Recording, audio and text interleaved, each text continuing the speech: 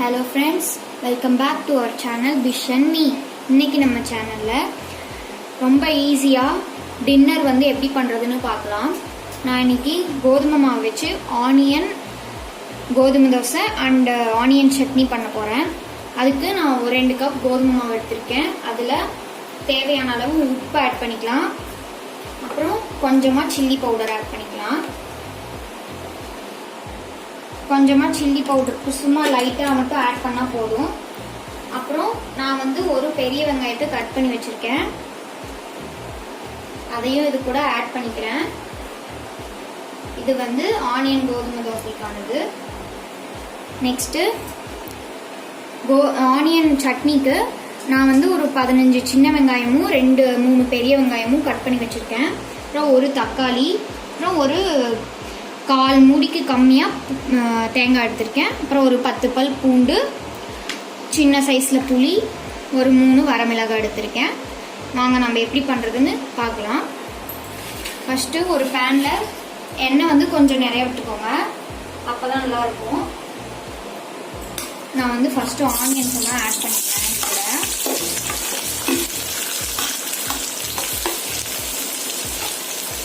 இந்த சட்னி நைட்டே கொஞ்சம் எக்ஸ்ட்ரா செஞ்சு வச்சுட்டிங்கன்னா மார்னிங் பிரேக்ஃபாஸ்ட்க்கும் ஆகிடும். இல்லை காலையில் செஞ்சிங்கன்னா நைட்டு கூட ஆகிடும். ஏன்னா இதில் நம்ம புளி ஆட் பண்ணுறோம்ல, தேங்காய் ஆட் பண்ணுறதுனால கெட்டு போய்டும்னு நினைக்கிறீங்க. ஆனால் அப்படி கெடாது. நம்ம புளி ஆட் பண்ணுறதுனால இது கெடாமல் நல்லாவே இருக்கும், ஃப்ரிட்ஜுக்குள்ளே வைக்காமல் இருந்தாலும். ஆனியன் ரொம்ப ஃப்ரை ஆகணும்னு தேவையில்லை. இந்த எண்ணெயிலே கொஞ்சம் நல்லா ஒரு கோல்டன் ப்ரௌன் வர வரைக்கும் ஃப்ரை பண்ணிக்கோங்க. இது ஃப்ரை ஆகும்போதே இது கூட நான் மிளகாய் ஆட் பண்ணிக்கிறேன். இது கோல்டன் ப்ரௌன் ஆனதுக்கப்புறம் பார்க்கலாம். இப்போது இது ஃப்ரை ஆகிட்டு இருக்கு.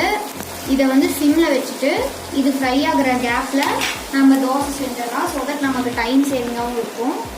நான் அந்த மிக்ஸ் போட்டு வச்சல அதை ஒரு டைம் நல்லா கலந்து விட்டுக்கிறேன். கலந்து விட்டுட்டு கொஞ்சம் கொஞ்சமாக தண்ணி ஆட் பண்ணி, ரொம்ப திக்காக இருக்கக்கூடாது, ரொம்ப தண்ணியாகவும் இருக்கக்கூடாது, மீடியம் லெவலில் நல்லா மிக்ஸ் பண்ணி எடுத்துக்கலாம்.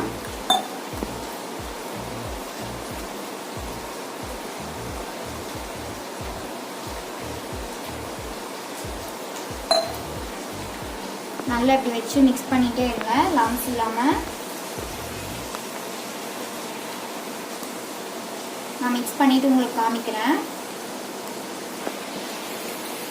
இப்போ பார்த்தீங்கன்னா நான் இதை மிக்ஸ் பண்ணிட்டேன். இதை மிக்ஸ் பண்ணுற கேப்பில் அந்த ஆனியனும் நமக்கு வெந்துருச்சு. இப்போ அந்த ஆனியன் கூட நம்ம பூண்டு ஆட் பண்ணிக்கலாம். இப்போ அடுப்பை இன்க்ரீஸ் பண்ணிக்கோங்க. அவ்வளோதான். நம்ம டைம் வேஸ்ட் பண்ணாமல் மாவு இந்த கேப்பில் நம்ம ரெடி பண்ணிக்கணும். இப்போது ஆனியன் கொஞ்சம் ஃப்ரை ஆயிடுச்சு. இந்த டைமில் நம்ம டொமேட்டோஸ் ஆட் பண்ணிக்கலாம்.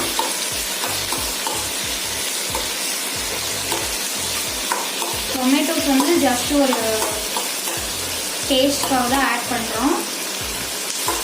இதை கண்டிப்பாக நீங்கள் ட்ரை பண்ணி பாருங்கள். இது இட்லி, தோசை, முட்டை தோசை, ஆனியன் தோசை, கோதுமை தோசை எல்லாத்துக்குமே ரொம்ப சூப்பரான காம்பினேஷன்.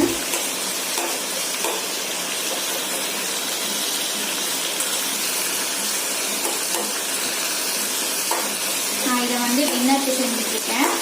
இதே சட்னி வச்சு காலையில் நான் தோசை இல்லைன்னா இட்லி செஞ்சுக்குவேன். பனியாரம் கூட சூப்பராக இருக்கும். இப்போ தக்காளி கொஞ்சம் ஹாஃப் வெந்துருச்சு. இந்த டைமில் நான் புளி சேர்த்துக்கிறேன்.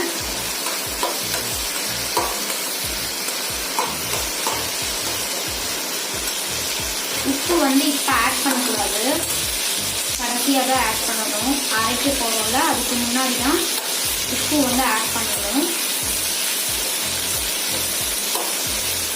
இதோட ஸ்மெல் சூப்பராக வருது இந்த டைமில்.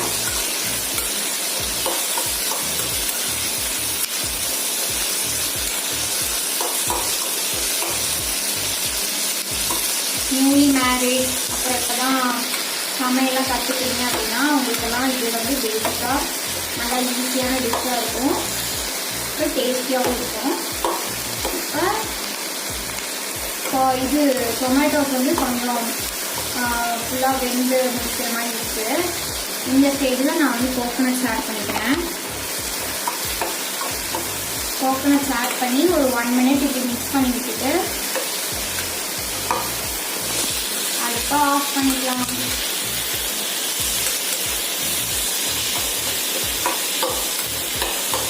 அடுப்பை ஆஃப் பண்ணிட்டு இது கூட நம்ம உப்பு ஆட் பண்ணிக்கிறோம்.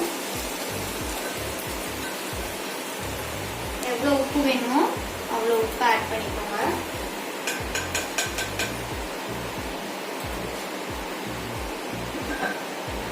இப்போ நான் இதை ஆற வச்சு அரைச்சி எடுத்துட்டு வந்து நான் உங்களுக்கு காமிக்கிறேன். இது ஆறுற கேப்ல நம்ம தோசை சுடலாம். தோசை சுட ஸ்டார்ட் பண்ணிடலாம். இப்போ வந்து நான் தோசை சுடுறேன்.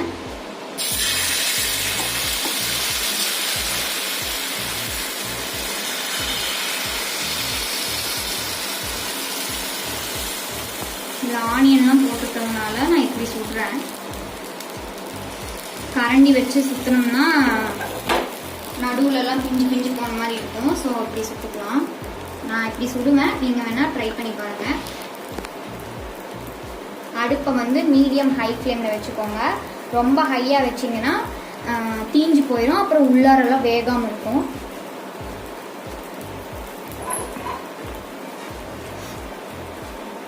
இது மேலே வேணால் நீங்கள் பொடி கூட ஆட் பண்ணிக்கலாம், இட்லி பொடி, பருப்பு பொடி அந்த மாதிரி.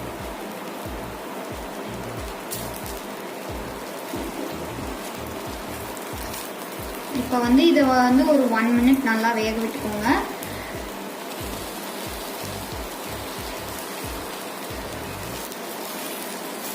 இந்த காம்பினேஷன் வந்து என் ஹஸ்பண்டுக்கு ரொம்ப பிடிக்கும்.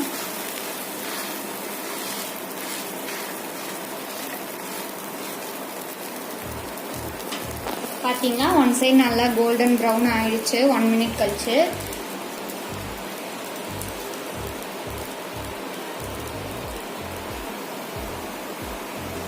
இப்போ நம்ம திருப்பி பார்க்கலாம். 1 minute மேலே ஆயிடுச்சு. பார்த்தீங்கன்னா நல்லா வெந்திருக்கும். இப்படி வந்து ப்ரெஸ் பண்ணி லைட்டாக ப்ரெஸ் பண்ணிங்கன்னா உள்ளே இருந்து பபிள்ஸ் வராமல் இருக்கணும். பபிள்ஸ் வந்த மாதிரி இருந்ததுன்னா தோசை வேகலைன்னு அர்த்தம். அவ்வளோதான். இப்போ தோசை வந்து வெந்துருச்சு. தோசை சுடுற கேப்பில் இப்போ இது வந்து ஆறிடுச்சு. இதை வந்து நான் ஒரு மிக்ஸி ஜாரில் கன்வெர்ட் பண்ணிட்டு அரைக்க போகிறேன். அரைச்சிட்டு எடுத்துட்டு வந்து நான் உங்களுக்கு காட்டுறேன். தண்ணி எதுவும் ஆட் பண்ண தேவையில்லை. இதை அப்படியே வச்சு அரைச்சிக்கலாம்.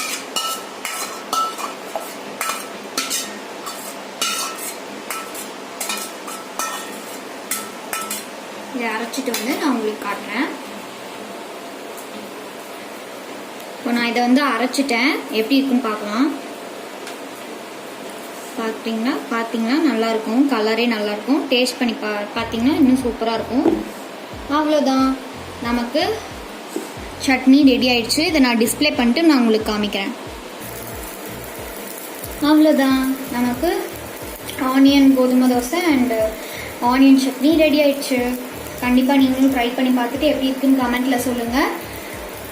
நெக்ஸ்ட் வீடியோவில் நான் மீட் பண்ணுற வரைக்கும் பாய். தேங்க்ஸ் ஃபார் வாட்சிங்.